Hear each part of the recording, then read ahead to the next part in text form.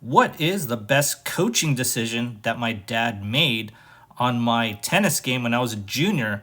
And here I am as a junior back in 1988, and I had a two-handed forehand. And let's check this out real quick here. I had a two-handed forehand high take back here, and I had a very good swing, good follow through and everything. I thought my two-handed forehand was a weapon back as a junior, and my dad took it away. So the best coaching decision was to actually take away my weapon, my two-handed forehand, and convert it into a one-handed forehand. And I remember when he did this change, I was a little reluctant going about it, but I kind of understood it, right? Because who else had a good two-handed forehand? And at that time, 1988, Gene Mayer, he was a former professional pro at that point. I think he retired maybe a couple of years back before 1988. He had a good two-handed forehand, but I don't think there was anyone else. I remember Monica Seles, but she was more of a up-and-comer. I don't think she was even turned pro yet at 88. And, Jan Michael Gamble, he played in the 90s and the 2000s, also Fabrice Santoro. So there are players out there that had good two-handed forehands. They got high in the rankings, but it was very, very minimal. And you don't see that. You don't see many two-handed forehand tennis players. But I had a very good two-handed forehand, and my dad chose to change it when I was 10 years old to a one-handed forehand. Now you might think, oh, that's a very easy decision to make a two-handed forehand into a one-handed forehand. But I think that was a very tough decision because, again, that two-handed forehand was working for me. It was very much working for me. I won a couple tournaments before the age of 10 there. And my dad, I remember this, he told me we're going to change it to a one-handed forehand. And I was a little reluctant of going about it, but I went ahead with the change. I really had no choice, right?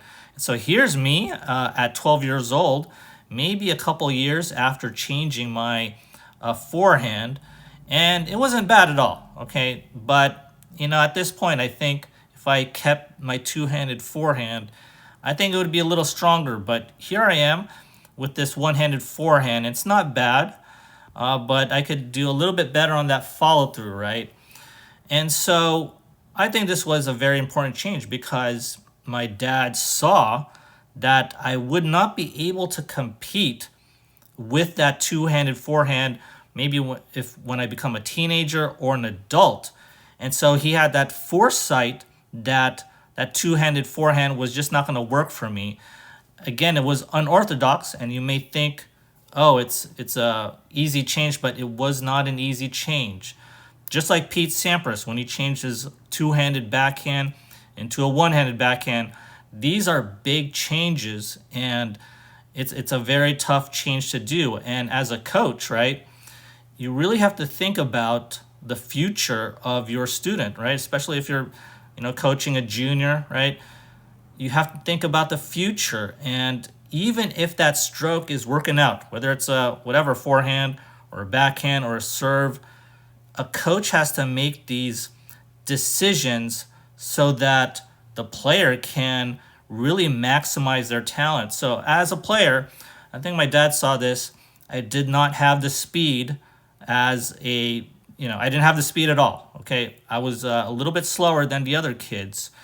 And, with a two-handed forehand and slow speed, that was not a good combination. If you check out these, players with good two-handed forehands and, two-handed on both sides, like Monica Seles and everyone else, Fabrice Santoro, they are very quick. They can accelerate. They could get to every ball. And I think he saw that. I think he saw that my speed was a little bit lacking. And so he went with the one-handed forehand here for myself. And I think it worked out very well. Now here's me at 14 years old. And you can check out the evolution of my forehand here. A little lower take back, very low take back, right? But I think I had a much better follow-through, better rotation here. And so after 4 or 5 years, this was 1993, my forehand got better. I mean, I think my forehand was still kind of like my weaker shot back when I was a teenager, but I think it worked out very well, and I thought that was a very good coaching decision by my dad. But it took a while. It took a while to kind of regain my confidence in regards to my forehand, and I believe now, I think my forehand now is definitely my weapon. And what can you do as a coach, right? This is really a video for coaches and players trying to coach themselves on how to make these adjustments with their technique and what to do, especially for juniors, right? Maybe you're a coach and you see your player, they have a good forehand, but it's a little unorthodox or a little bit strange or just something weird is going on, but it's working. Maybe they're winning tournaments. Do you need to make a change with their forehand technique? And that is really your call, right? That is really your call and the player's call as well. Can you change? Will you see a better result if they're 10 years old, that you change their technique and maybe they hit 14, 15? Will you see a better result or will you see a worse result? That's really up to you, and that is a major decision, right? It could be a very small technical change, something about raising their elbow or something. Could be very small, but it could have a big impact. And so how can you tell? How can you decide what is good and what is bad? And that is really up to you, right? And I bet my dad had kind of a tough time trying to make this call, changing from a two-handed forehand to a one-handed forehand. But you got to trust your gut. You got to look at other pros as well. Look at other players. Look at your player, like what's their strengths, what's their weaknesses, and then you go with it. You just go with that change if you need to, or stick with it. Stick with it, and you have to just make sure that all the other things that are involved in the tennis player are maximized, right? Obviously it's not just about the forehand.